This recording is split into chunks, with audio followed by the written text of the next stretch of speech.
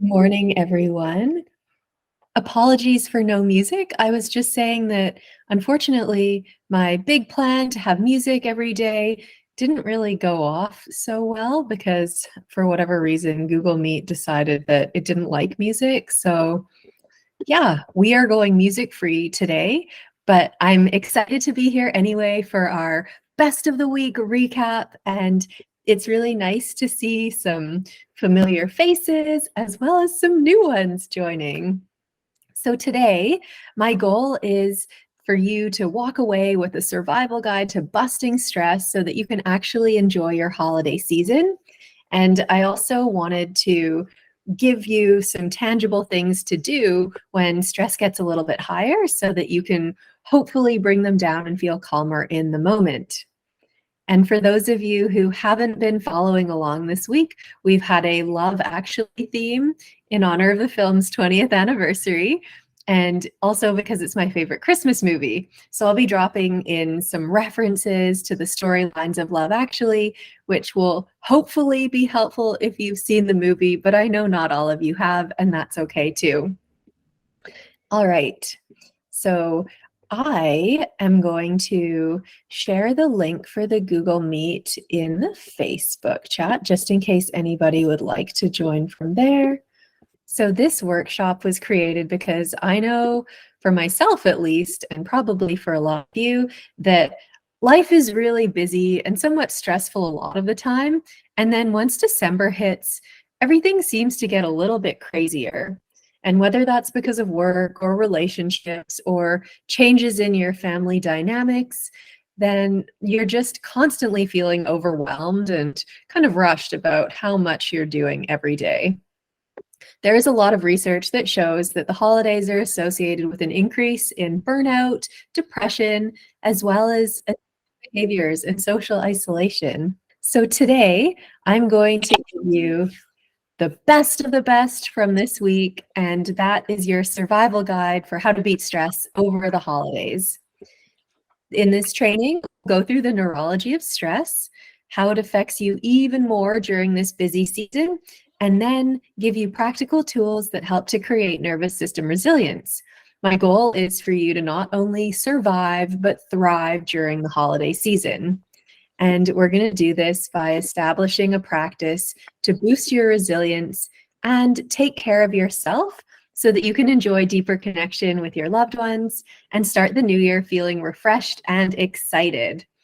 I also have a special guest who has kindly agreed to chat about her experience in my Rewired for Resilience coaching program. And after our best of the best recap is finished, you are invited to join me afterwards for a VIP stress zapping coaching session.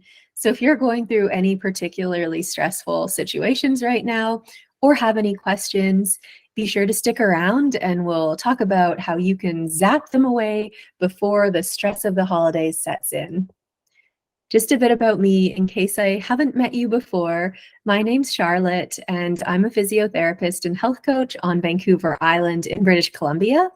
I still work in clinical practice, and I love seeing clients in person, but have branched into health coaching because it allows me to follow my passion, which is helping overwhelmed clients just like you, how to use nervous system regulation to stop people pleasing, start setting better boundaries, and Start yes saying, to themselves so that they can confidently feel more empowered to create the lifestyle and relationships that they desire.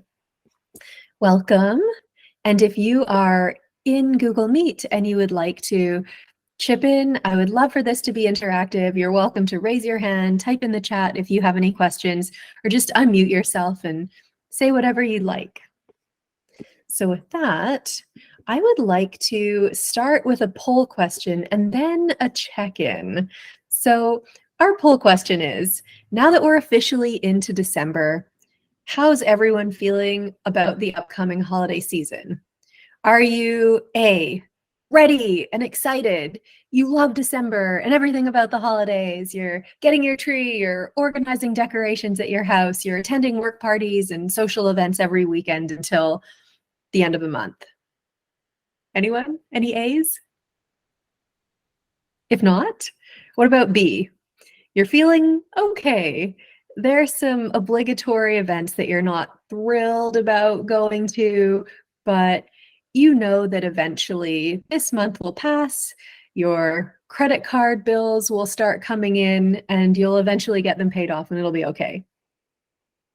B, anyone? Excellent, we've got a B. And what about C? The stress of the holiday season keeps me up all night going over my long list of everything I have to do. My brain feels busy, and on top of everything that I usually have to do, work, friends, the kids, I just don't have enough time in my day. Ooh, I've got somewhere between A and B too. Good for you. No C's? Any C's? Okay, good. We're just going to do a quick check-in so that as people come in, we can start to drop into our bodies. And some of you might be familiar with this technique, but we're just going to do a progressive muscle contract and relax. We're going to start from the feet. So you're welcome to keep your eyes open or close them if you like. And we're just going to try to feel into our body a little bit more before we get going so that you can be more comfortable and hopefully a little bit more relaxed. So starting with your feet, I'd like you to scan down to your feet and just squeeze and curl the muscles of your toes. And then take a breath in and then exhale and imagine them relaxing and releasing. And then move up to your calves. Tighten the muscles around your calves. Squeeze them really, really, really tight. And then take a breath in and let that tension go. Let them relax. And then let's move up to your thighs. So this could be the fronts and the backs of your thighs. See if you can just create a lot of muscular tension all around your upper legs. Squeeze, squeeze, squeeze, squeeze. Breath in. And then exhale. You could purse your lips and just let those muscles relax. Then I'd like you to think about squeezing your glutes and then pulling in your belly, squeezing tight through your core and around your hips. Maybe you're even pulling your legs together, and then take a breath in, breathe into that tension, and exhale, just let it go. Let's move up to the chest and the shoulders. So think about curling forward, rising your shoulders up towards your ears, holding that tension, and then breathe into those tight muscles. And as you exhale, let your shoulders sink down and your chest feel more open. Let's do our arms as a whole. So we're going to squeeze the hands into fists, bend the elbows, and squeeze the arms into the sides, into your sides. Take a breath in. And as you exhale, let all of those muscles relax. And then last, we're going to scrunch up the muscles of the face, make a funny face, and then breathe into that tightness. And then just exhale, feel that tension come down. Perfect. All right. I would love for you to open your eyes if they were closed. And if you like, do some gentle movements. If you want, maybe some rotations through your trunk. Those usually feel pretty good. Or maybe you're tipping your head side to side, getting a little bit of neck movement. Perfect. Okay. We are going to begin our session with a brief overview of our nervous systems. I like to think of this as laying the foundation so that when we get to our neuro drills later, they'll make sense and we'll know why we're using each one in terms of application. So when we talk about the nervous system, that's referring to the nerve cells or neurons that make up our central and peripheral nervous systems. And the central nervous system is the brain and the spinal cord, whereas the peripheral nervous system are the nerves that leave the spinal cord and go out into our limbs and the rest of our body. And the function of nerves is to conduct information between different areas of our bodies using electrical signaling pathways. And our nervous system has three main functions. First of all, it receives input from our different systems. So this could be vision from our eyes, hearing from our ears, our vestibular function in the inner ear, which helps us with orientation in space, knowing whether we're speeding up or slowing down. Basically, if you were on a roller coaster, your vestibular system is going to be highly stimulated, as well as our proprioceptive system, which is knowing where our various limbs are in space, and our interoceptive system, which is the felt sense within our bodies. So the feeling of your stomach or intestines digesting food, or your heartbeat. The second function of our nervous system is to take that information and then make a decision about it. After that, the third function is to generate an output. Basically, it ends up working as a loop. So when you get this input, the brain makes a decision, and then it generates an output, and then it comes back again. So if you think of something that's going on in your life, maybe it's pain or a limiting belief, if you consider this for a second, when we think about our outputs, that could be like pain. And if the pain is the problem or an angry mood, do you want to focus on the output, or would you like to focus on the input? I know that when I'm in a bad mood and someone says, lighten up, or forget about it, let it go, it doesn't really help. So the key to making lasting nervous system changes is to start addressing our inputs, or we can also look at how to affect the decision-making or interpretation process before we get that output.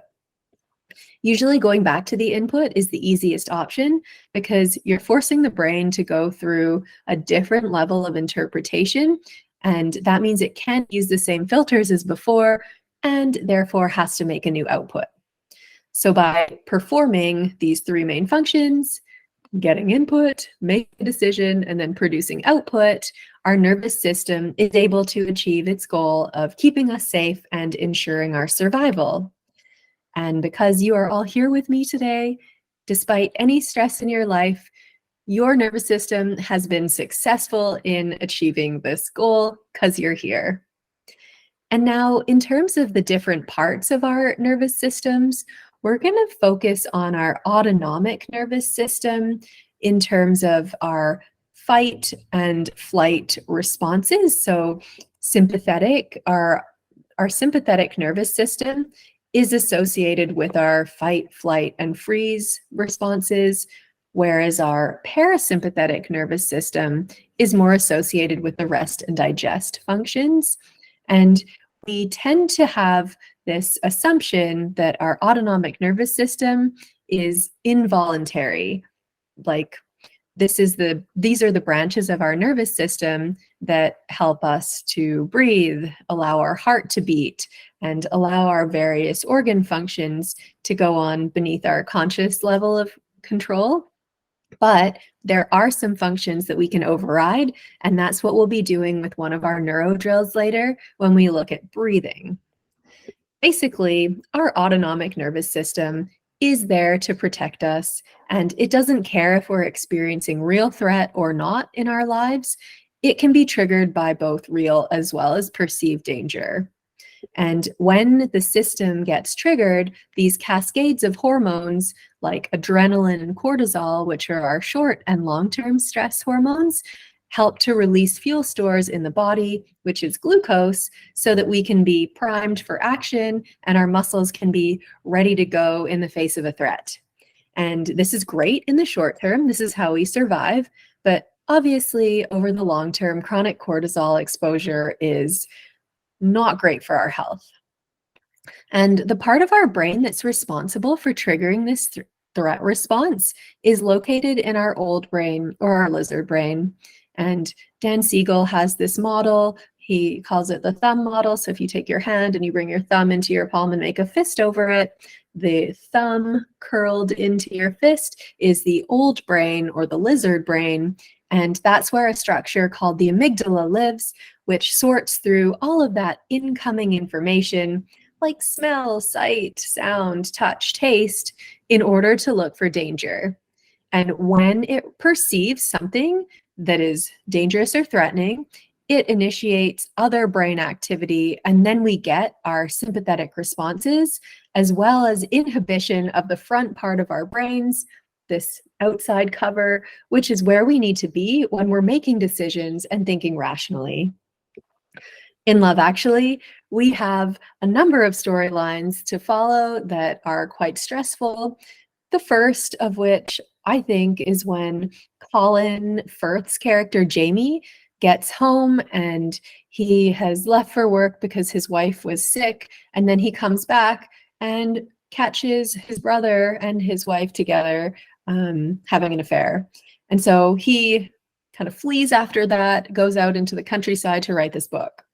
And then we also see Sam, the young kid whose mother has just passed away, and he is now suffering great emotional pain from that, as well as because he has this unrequited love for the coolest girl at his school, who is Joanna. And Sarah, who would probably love to pursue a relationship with Carl, but keeps getting pulled away because of issues with her brother's health, and her dedication to him prevents her from going into this relationship. So all of that can be really stressful, and those situations are what primes our amygdala to be even more sensitive in future to other stressors. I would now like to talk about the threat bucket analogy that's used in Z Health. So if you can imagine that our brain is this bucket. As we just talked about, our brain is always collecting inputs or information from the environment, like our emotions, visual information, things that we hear, how we're breathing, any stressful thoughts or stressors from work or our relationships, what we've eaten, how much we've consumed in terms of hydration. And then once this information goes into the bucket, our amygdala makes a decision about the inputs and interprets them as safe or not. All of the threats that our brain perceives from the day go to this old brain, which is non-rational and non-cognitive, so it doesn't differentiate between physical, emotional, or cognitive threats. Any kind of threat counts, and all of these threats are additive. So as threat rises in this bucket, your brain thinks that if the bucket gets full to the top, it won't be able to adapt any longer. And if the threat begins to overflow, then it will kill you. That's why this little spout exists on the side. If the threat gets too high, then your brain needs to produce an output in order to get your attention. You can think of this as an action signal. But some common examples of these undesirable neurological outputs are pain, fatigue, anxiety, migraines, dizziness, issues with digestion, skin rashes. And these are the things that allow us to go, something's wrong. And we start to pay attention and then change our behavior to move away from what our brain perceives to be dangerous. So if we think back to our inputs and outputs, if we can deal with the inputs, the outputs go away because the threat is lowered and those action alert signals are no longer necessary. Does that make sense to everybody?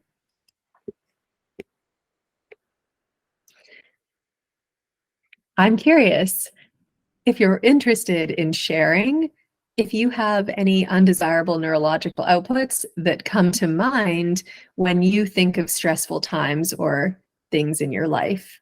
For me, I know I get like gut issues, or I used to get this rash that was right on my lip that would never go away. And I haven't had that in a long time, so I'm really grateful. But either way, all of these things are uncomfortable. Aches and pains in your body, headaches, those are really common ones. Or just trouble with sleeping or anxiety. So what I'd love for you to get from this first part of our training is that once we can start to learn how our nervous system is communicating with us, think of those feelings of stress, like heart racing, blood pulsing through our veins, then that begins to give us the capacity to decipher the language of our nervous system. Ooh, I have someone is nerding out right now and she gets headaches with stress. Ooh, hives with stress. Yes. I don't know, the stuff on your face really makes you pay attention, doesn't it? It's like, I'm not even going to go outside. One of my friends, when she gets really stressed, she breaks out quite badly. And in the summer, she was going through a particularly difficult period. And I saw she would refuse to leave her house until she got bangs so that she could hide like part of her face. It was sad. But anyway, she's better now. But yeah, at the time, all these things that come up just make us want to change what we're doing and get out of there, right? And that's our nervous system keeping us safe, even if it doesn't really feel helpful at the time. So when we can start to change these inputs to our nervous system using regulation tools or neuro drills, then that threat perception helps to come down and it's not as hypervigilant or responsive in predicting threat. And that means we can stay integrated, regulated, and remain in the present moment more easily and have a greater buffer. Think of this spout as moving higher in the threat bucket. So we're not rising to this point and getting the outputs like being on a roller coaster. We're able to do a little bit more and have fewer negative outputs as a result. And behaviorally, that might mean that we're not losing our temper with our partner or with our coworkers after a long day at work, or getting frustrated by the bureaucracy in our work organizations. So as much as I would like to promise you that after learning this, you will never feel stress again, what I can guarantee is that when you start to pay more attention to the outputs of your nervous system and think about changing the inputs, you'll begin to navigate the stress that you're experiencing with a lot more resilience and agility. And that will help you to build trust with your body again at the level of your nervous system. Because our nervous system doesn't speak English, it speaks the language of different inputs and systems. Does that make sense? Does everybody follow that? Any questions at all?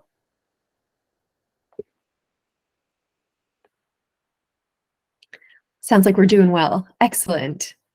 And I do want to say, in the context of today, when I say nervous system dysregulation, I mean the same as chronic stress or burnout or overwhelm. Those are all kind of the same idea in this workshop today.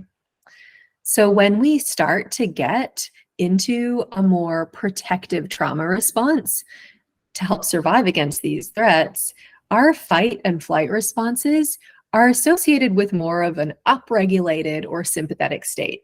So heart rate quickening, breathing faster, and maybe the feeling of, blood rushing through your veins, as well as our pupils will dilate so that we can let more light in, and we're not getting as much blood flow to our organs so that we can be ready to use our muscles for action, but it's not so great for digestion. And that's how we can kind of tie together when we have gut issues, whether that's like diarrhea or constipation or, IBS, then we end up not being able to digest as well because we are stuck in this more sympathetic place and our digestive tract isn't getting the blood flow that it needs. With fight or flight, this can be a more prolonged experience, whereas our freeze is a transient state that involves the parasympathetic and the sympathetic systems. So you'll start to feel all of those sympathetic upregulated responses until your parasympathetic nervous system puts the brakes on and shuts it down so that you might not be able to move even though you feel highly activated. It's when you're feeling like anxious and antsy that you might be in a freeze state. And then if you stay in this freeze state for too long, you can also drop into flop or collapse, which is a highly parasympathetic state Think of rest and digest, but lower energy.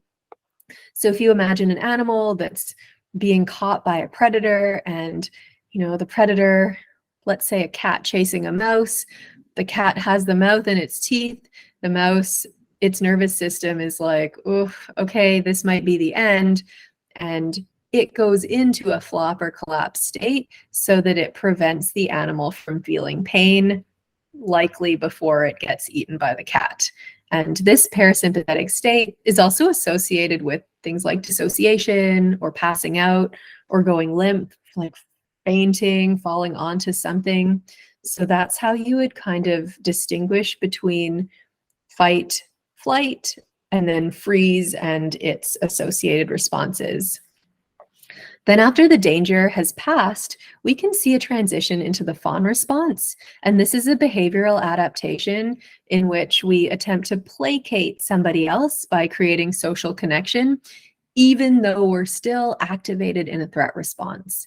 And it's a more sympathetically driven state as well, associated with people pleasing, placating, or mirroring the actions of the threat or the predator in order to bring about that connection that will be associated with safety. It can also be associated with poor boundaries in which we give of ourselves or sacrifice our own need for authenticity in order to maintain connection with somebody else. And basically, in this state, we can see changes or issues with our health when we put the needs and desires of other people ahead of our own, because we can keep giving and giving till we don't have much left to give, and this can lead to burnout. But just like any behavior, being in that fawn response isn't your fault. It's survival oriented and based on our early attachment needs for the most part. And since people pleasing and perfectionism can lead to us having poor boundaries, all of this will inevitably raise those cortisol levels and the stress in our nervous systems unless we choose to reprogram those behaviors. I like this example from Love Actually, where Keira Knightley, she and her husband have just gotten married, and her husband's best friend Mark has been at the wedding and, the after party. And she starts to think that Mark might hate her because he is very standoffish and he avoids her at all times. But when she gets the wedding video back, the videographer, I guess, has made some kind of error, and in it, she's all blue and everything is like wiggly lines. So she tries to get Mark to let him show her his recordings because she knows he's been with his video camera the whole time. But he's not interested in communicating with her, even though she calls him. So finally, she shows up at his doorstep and she has pie in hand and she's like, I know you've never liked me, but here's some pie. Can I see that video? And he's not thrilled, you can tell, to let her in, but eventually she gets into his place and finds the video.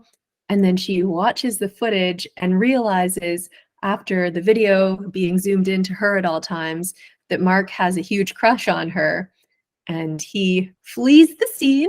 We get to see his flight response after we've gotten to see her people-pleasing response.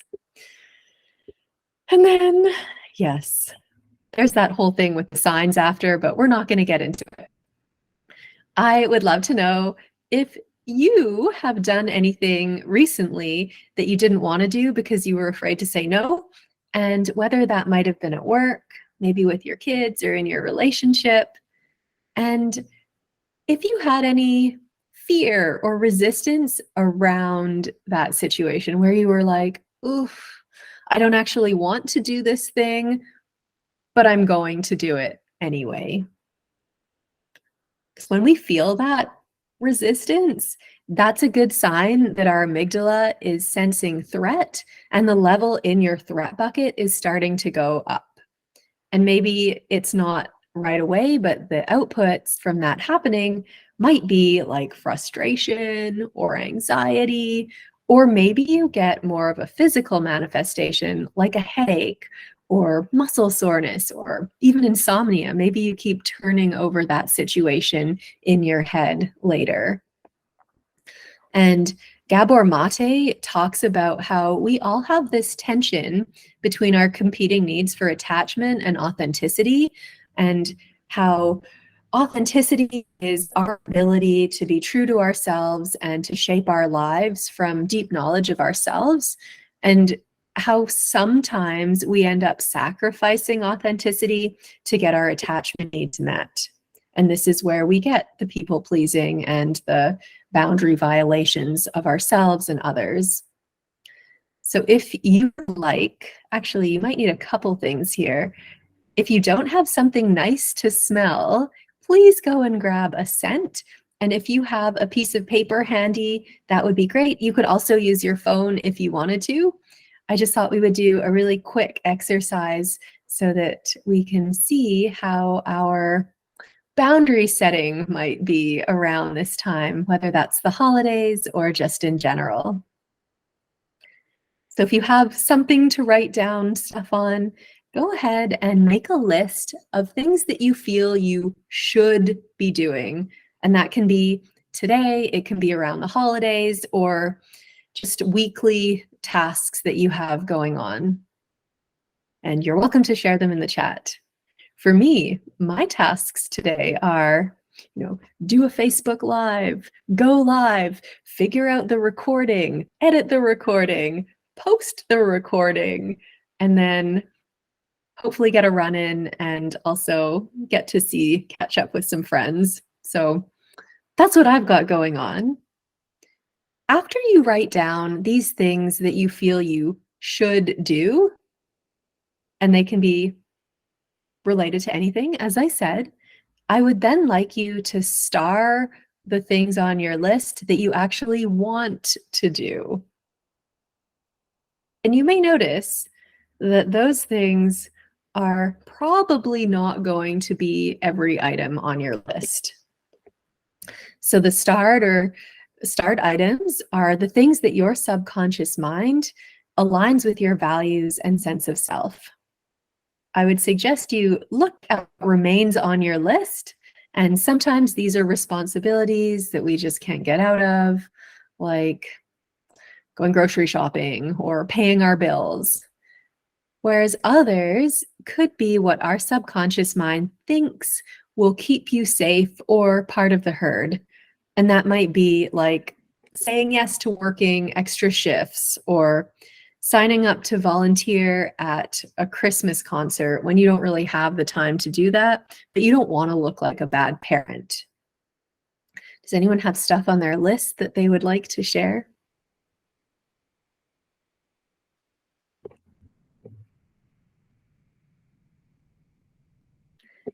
I know that it can feel really threatening to examine our behaviors of people pleasing. Every time I say sorry, I'm like, oh, no.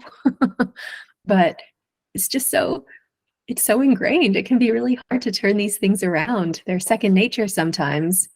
And we also need to be able to accept that we can't please everybody and get comfortable saying no.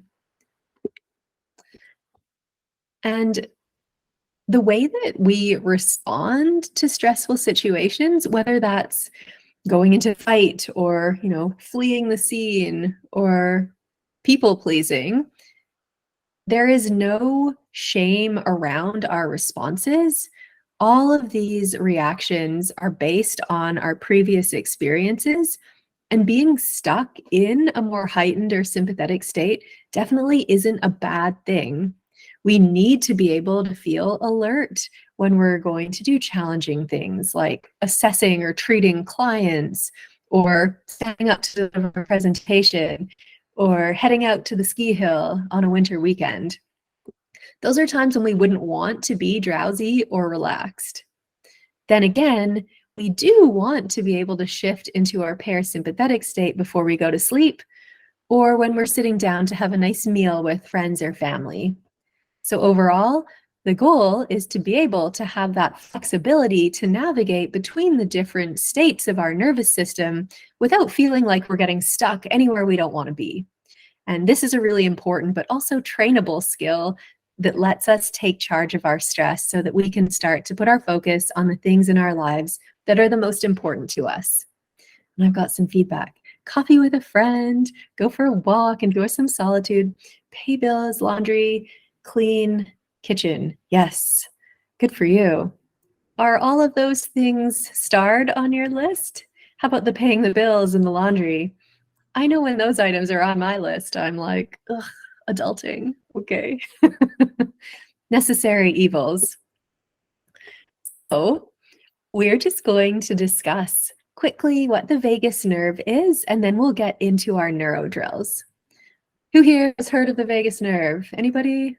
It's pretty trendy right now. Yes. Awesome. Perfect. And the reason why I think it's gaining so much popularity is because it's a very important part of a healthy nervous system.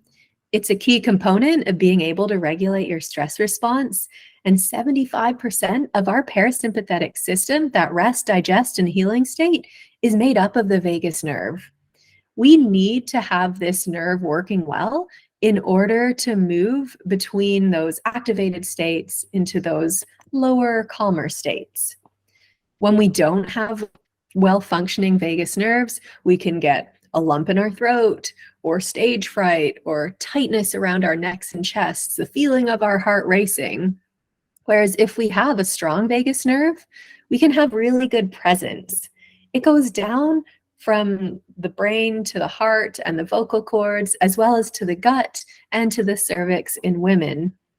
One of my teachers, Melanie Weller, likes to call the vagus nerve the nerve that allows us to speak our hearts, which I love.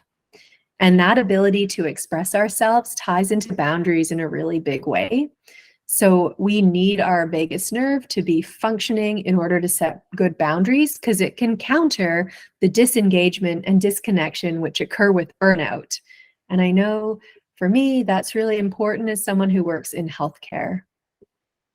When we establish boundaries in our lives, it's really important because we're teaching other people how we would like to be treated. So even though it can feel scary to do that, you can think of this as putting on your own oxygen mask first so that you can be there to support other people.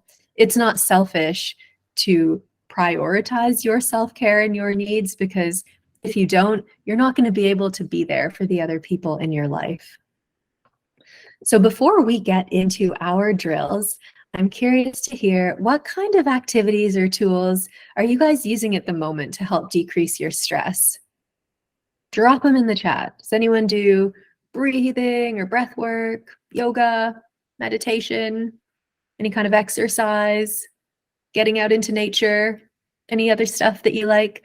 Any cold plungers out there? Ooh, walking in dog snuggles. Aw, kitty snuggles. Low lighting. Yeah, reading, walking, nature break, sauna cold plunge, a cold plunger. I knew this about you, but I love it. Maybe one day, Jen, maybe we'll sauna cold plunge. But maybe in the summer. I'm such a wuss in the winter.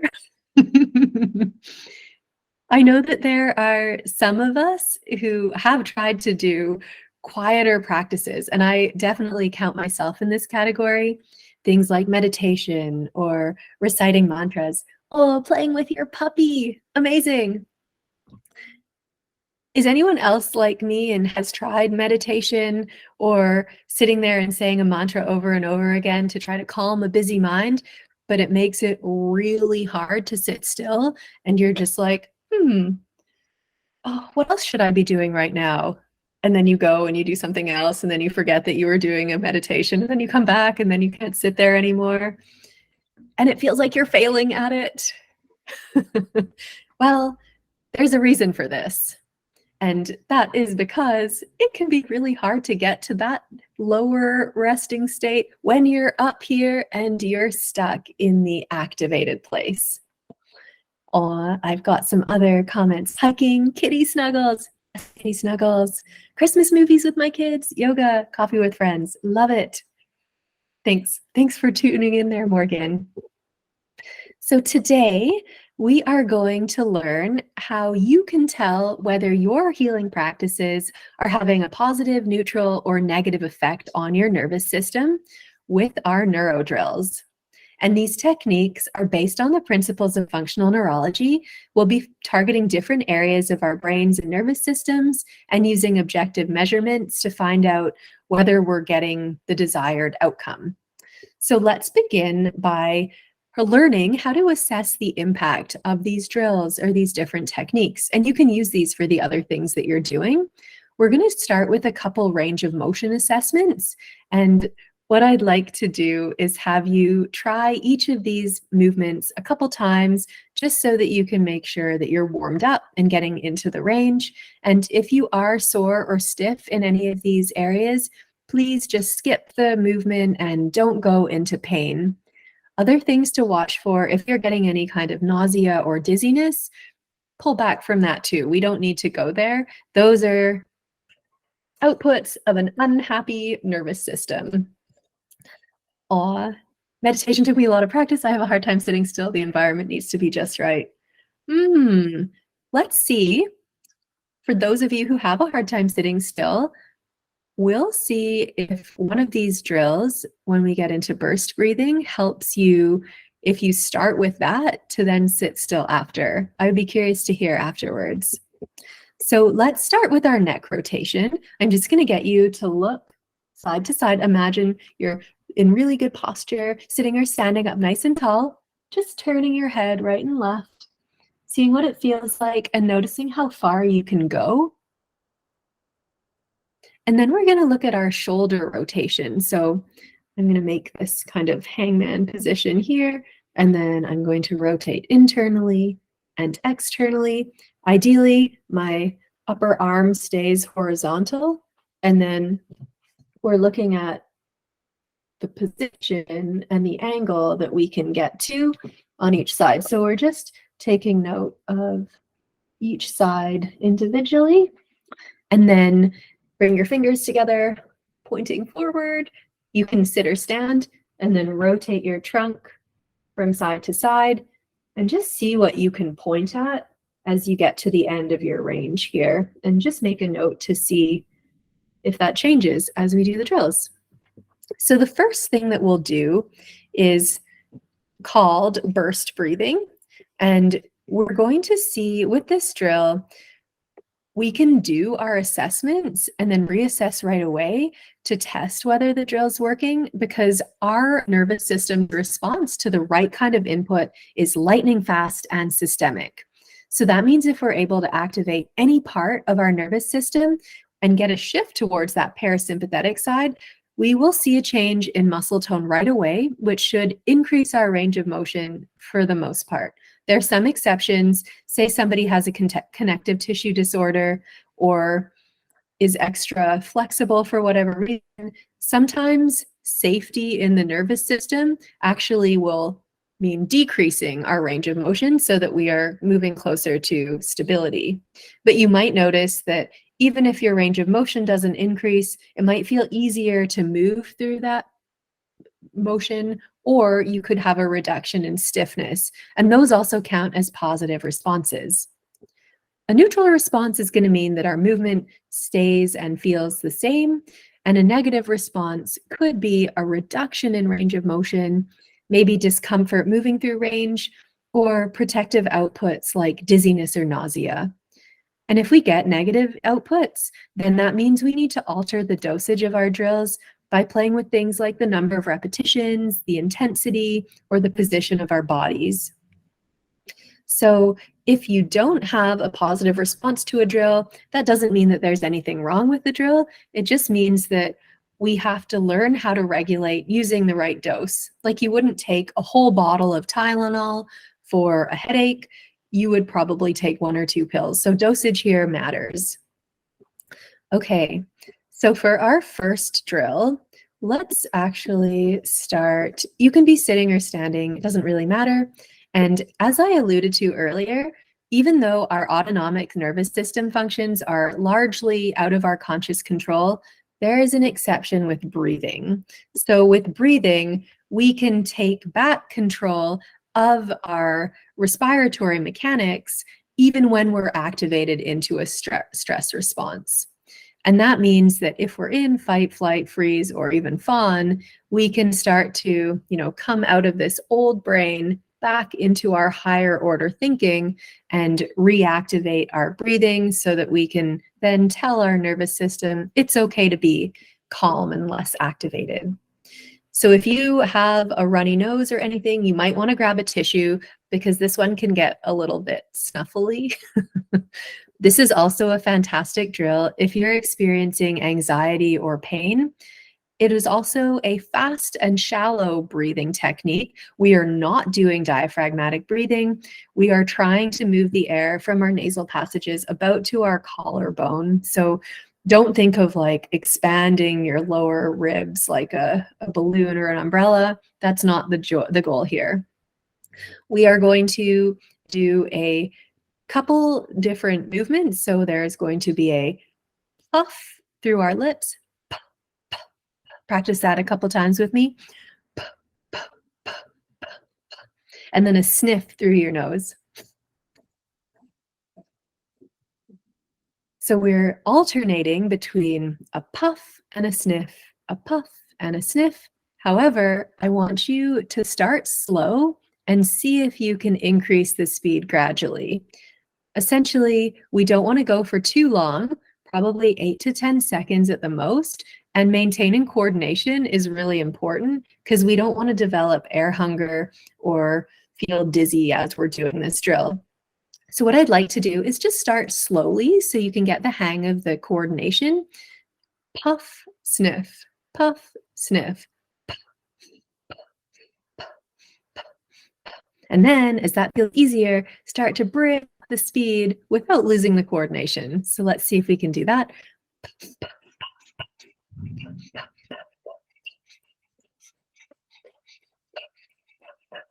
It should feel like there's a trampoline bouncing up and down in your rib cage, and that is your diaphragm. So if you've been able to do that with me, just take a regular breath in and out, and then exhale, and then reassess your range of motion. So let's try turning head side to side.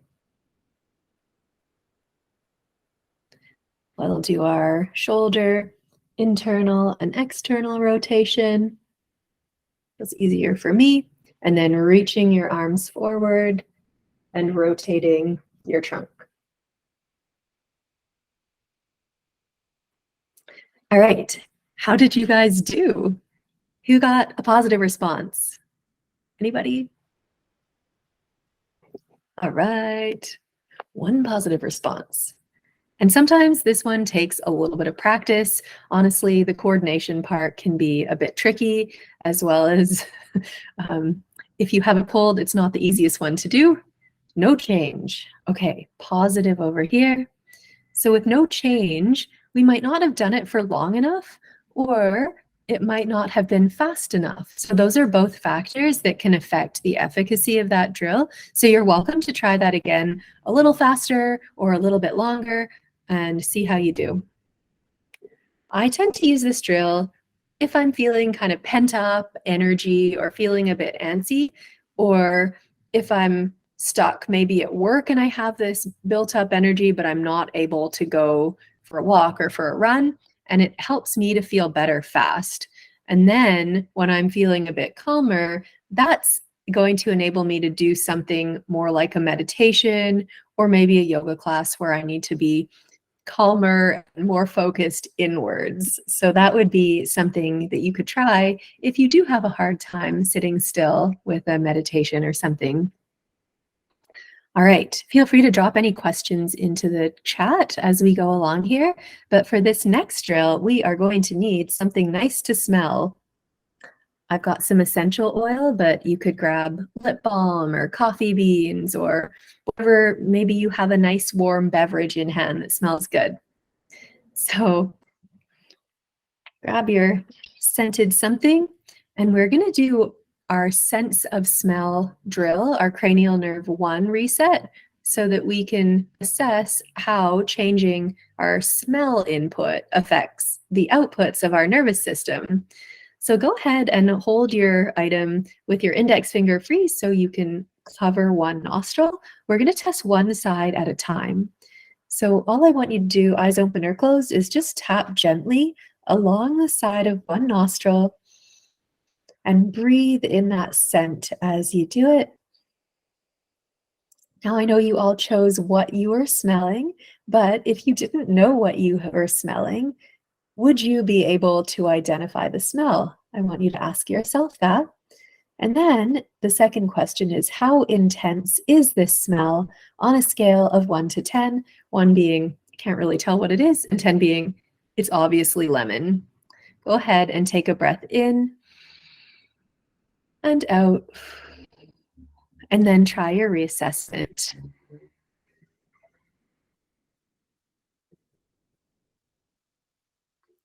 Let's do our shoulder rotation, internal and external. And then reach those arms out if you like, and see what your trunk rotation looks like. Okay, how did we do on our first side?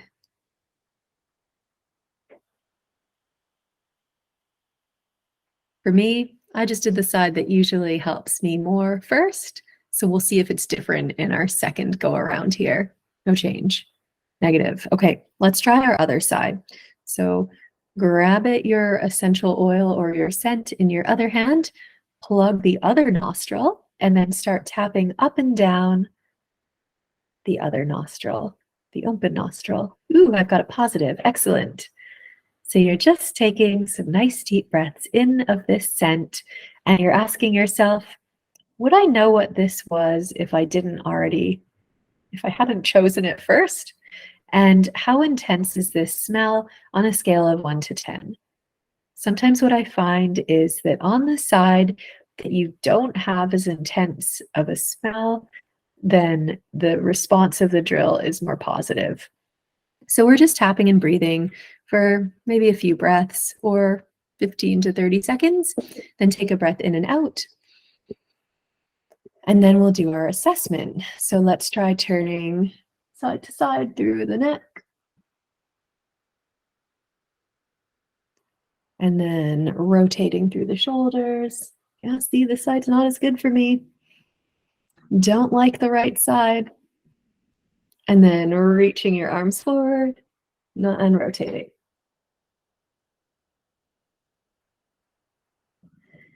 Did anyone else notice that their right nostril and left nostril produce different results?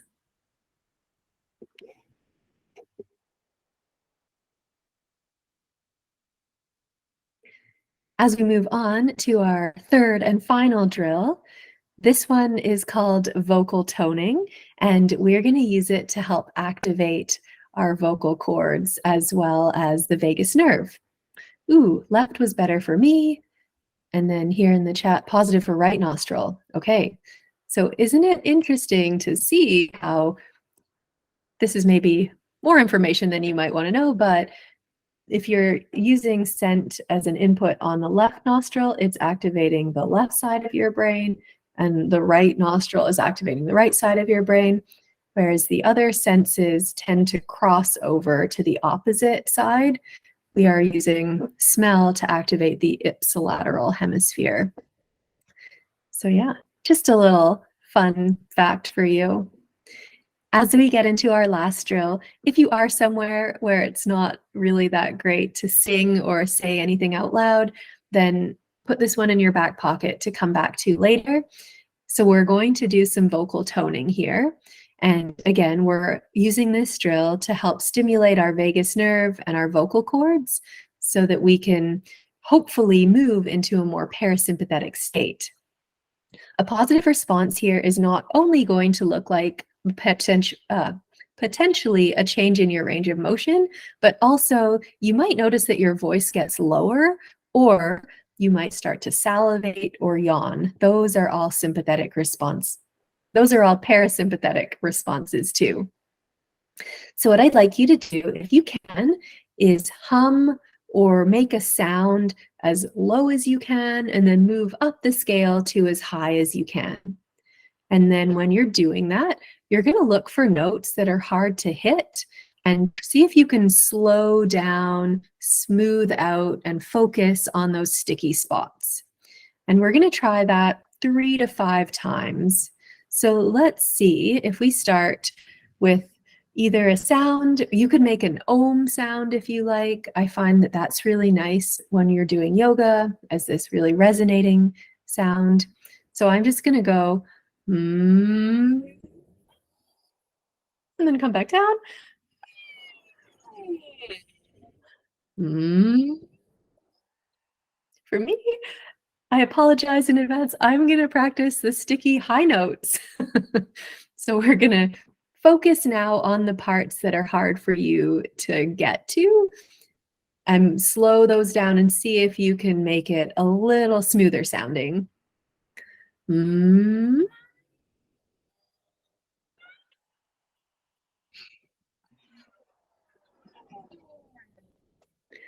Mm.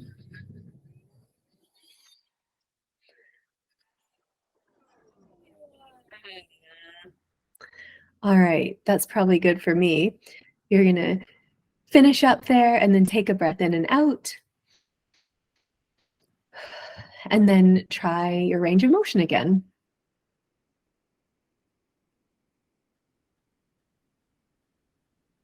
I've been finding lately that the vocal toning has been really helpful. So I am using this drill quite regularly, especially going through delivering this workshop because it helps me to access my vagus nerve for relaxation, and it also helps for priming my voice, which is useful.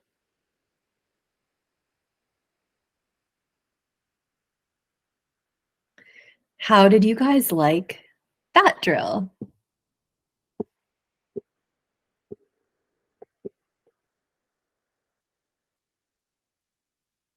As I mentioned, if you are prepping for a presentation or having to use your voice to set boundaries, or even needing to take some of the pressure off your pelvic floor, this can be a really great drill to go to. I have a negative for this drill. That's okay. Somebody confused their dogs. That's fair. I don't think my cat likes this one either. A lot of the vocal drills, he's like, ooh, what are you doing? But I hope that you can see that when you're doing a neuro drill, we can use these really simple tools, often not even needing anything extra or a lip balm, something that you already have on hand, to start shifting the state of your nervous system in a significant way in under a minute for the most part. So I would like you to pick one drill from today that you had a positive response to and see if you can start doing it every day throughout the day to bring down or practice moving between a more activated and a more down-regulated state. And that's just going to help to build that neuroplastic change in your system. And the big takeaway here is that neuro drills and nervous system regulation is the key to helping you de-stress on a regular basis, and is also the priming factor to help you with behavior change and habit change.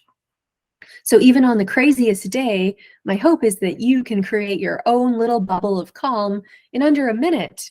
And that allows you to stay more regulated more often and be able to get there more easily. And hopefully this is all starting to make sense. Are you guys feeling good? How's everybody doing?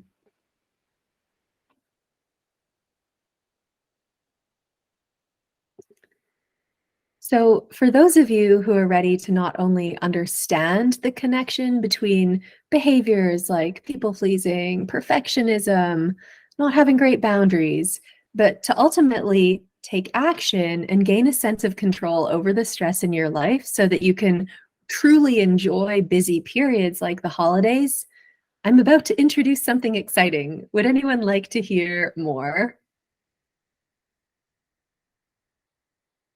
Hold on. I know for myself, I wasn't acknowledging how strongly my thoughts and feelings were affecting my physical health. Having to speak up about something that was bothering me in my relationship, or perhaps my caseload was being managed at work, used to lead me to experience all kinds of outputs. Like I talked about the skin rashes, the digestive upsets, fatigue, feeling anxious. When I started to learn how to specifically tailor nervous system regulation techniques to the behaviors that I wanted to change, it was amazing. It was huge for me. And this looked like knowing the right drills to do before having a hard conversation, or again, selecting exercises to help with nervousness around public speaking, like hosting this workshop. So if you're stuck feeling that you have no choice but to say yes to things that don't serve you, or angsting over your never-ending to-do list, or even dreading going to work every day, and you can now start to see that your threat bucket is producing all these unwanted outputs like pain or heaviness, migraines, or insomnia, and you're questioning how you might get out of this place when you don't even have the energy to talk to your friend or your partner most nights of the week, then can you imagine how amazing it would feel to break out of that rut and come over to the other side? This will allow you to live in alignment with your values, wake up feeling refreshed and invigorated, and enjoy the freedom of living life on your own terms. And this is why I developed Rewired for Resilience. It's a 12-week online group coaching program in which I use neuro drills as well as other techniques to help overwhelmed healthcare professionals just like you to stop people-pleasing, to start setting boundaries and saying yes to yourself so that you can confidently create the lifestyle and relationships that you desire. In Rewired for Resilience, I teach you my 5-step trust methodology, which not only helps you to overcome overwhelm, but to gain a deeper sense of connection to yourself and to start powerfully prioritizing your needs. Trust is an acronym that stands for tune in, recognize and prioritize your needs, utilize powerful strategies, speak up for yourself, and then thrive in your life. Because I know that most of you are already feeling busy and pretty stretched, I definitely don't want this program to feel like another source of stress in your life. Be pretty counterproductive. All of the core modules are pre-recorded, and knowing that many of you are short on time, I've broken them down into sessions no more than 25 minutes so that they're easier to watch. And if you are interested, those are all ready and waiting in the members area. Basically, within the program, we use neuro drills all the time to practice changing the state of our nervous system so that usually we end up creating a reduction in the level of threat in our threat buckets so that we can make behavioral changes from a place of nervous system safety. And when you can start to tailor these tools to your unique nervous system, this allows your body to learn that it's safe to move into a parasympathetic or rest, digest, and heal state, and your cortisol levels can start to decrease. And this is what helps you to create this work-life balance and to start enjoying your life. I truly believe that learning to reconnect with yourself and your body is what builds that trust in our nervous systems and overall resilience. And that's why I've named the framework the trust methodology. And I know that many of you feel really pressed for time and wish the days had more hours in them. I know how that feels. And I think that this is a great program for my fellow multitaskers out there. Because all of the modules have been pre-recorded, it's a 12-week live program with one live session a week so that you can work through the modules on your own time and then come and get coached or get your questions answered on a weekly basis. We'll alternate between group coaching sessions as well as practical sessions in which we go through the neuro drills and other regulation techniques so that you can come away with those tangible strategies in hand and start feeling better right away. Just like this, our calls will take place on Google Meet. And if you aren't able to attend live, it's no problem at all. You're welcome to submit questions ahead of time or watch the replays, which will be available right afterwards on the membership site. You will also get a one-on-one coaching call with me that you can schedule when works for you so that you will get exactly what you need out of the time we spend together. And that could be going over questions that you have about the material or getting into some different assessments so that we can adjust the neuro drills to support your unique goals and nervous system. Another fun part of this group coaching container is the private 24-hour access Rewired for Resilience Facebook community. And one of the reasons why you might feel, well, I know what to do. I've watched the videos and I've read the books. I just don't know why I can't get there, is because sometimes that implementation is really difficult without support and community. So within the program, you'll get to know all of the like-minded members of the group, ask questions to me, or chat with the other group members, and then celebrate your wins as you move forward together. This is honestly the best part of the whole experience. And I know that as healthcare professionals, you probably value your health.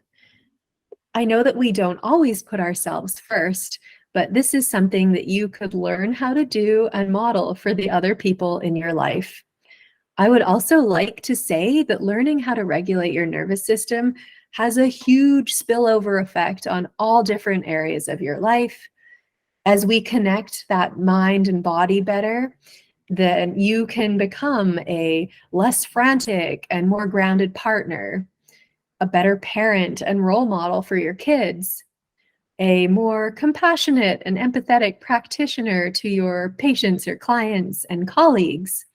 You can feel more engaged and resilient at work, and you can also get to know yourself and your needs in a way that you never have before. Overall, this is an incredibly empowering experience that allows you to prioritize your health and your life.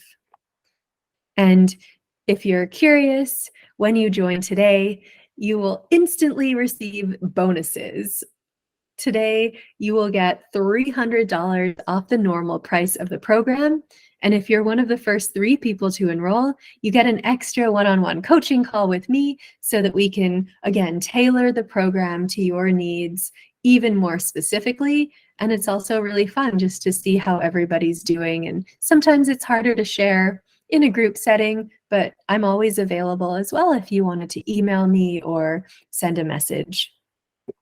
You also get instant access to the VIP stress busting through belief rewiring session so that you can learn how to use really powerful belief rewiring techniques that use neuro drills right away.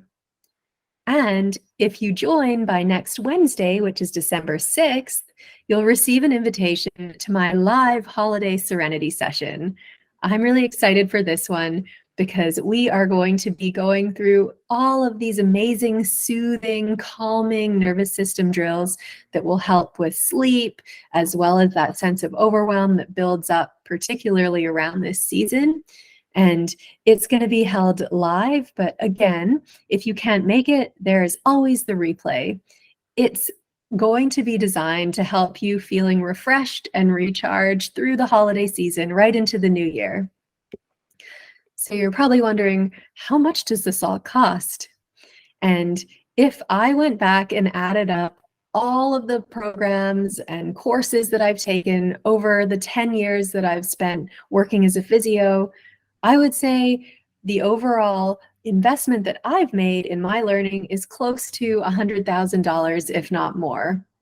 So today, I have condensed all of that material into one program, and the value of it for the parts that I've just talked about is over $5,000. $5,183 was my tally. but today's price is $1,497 Canadian, or $1,697 with the 3-month payment plan. But the bonuses, as well as the special pricing for the Rewired for Resilience program, are going away on December 6th, as well as the dashboard and the videos for this workshop.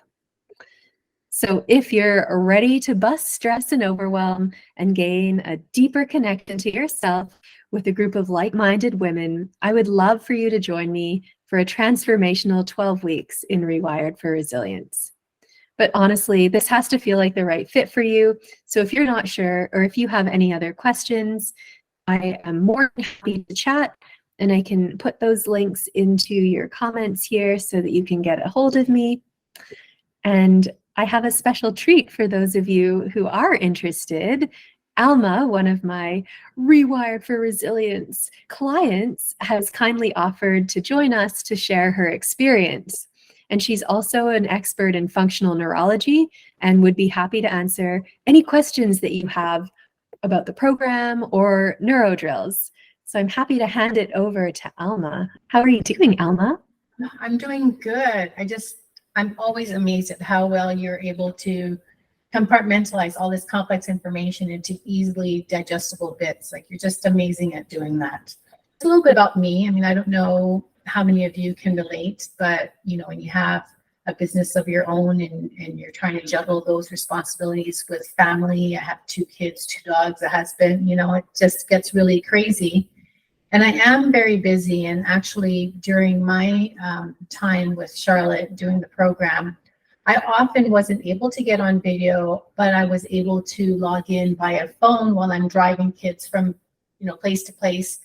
And still the information, the way it's presented, everything about the program is just so easy to implement, even when you're driving, although I wouldn't recommend it. But I think that this whole area of neurology and how you can dissect all of the sensory information, the processing of that, and how that is converted into that motor output or that behavior that you succumb to based on your interpretation of what is going on in your environment, to be able to slow that down and recognize where things are not moving along the way that you want them to. I think that is a really important piece of this program, and helping you identify what are your sensory triggers, and to be able to recognize, when they happen, what is your pattern interrupt? What is the thing that you can do to try and help just break that course and try and use neuroplasticity or rewire the brain so that it's going to give you a different output that is more in line with what you want. People can become reactionary when they have these triggers, and one thing that I learned from this program is how to manage that behavior, how to pick out that emotion and be able to have a different output that was more in alignment with what I wanted to do. And like I said, Charlotte, you're amazing because you have all this information, like volumes and volumes of information, and you've managed to break it down.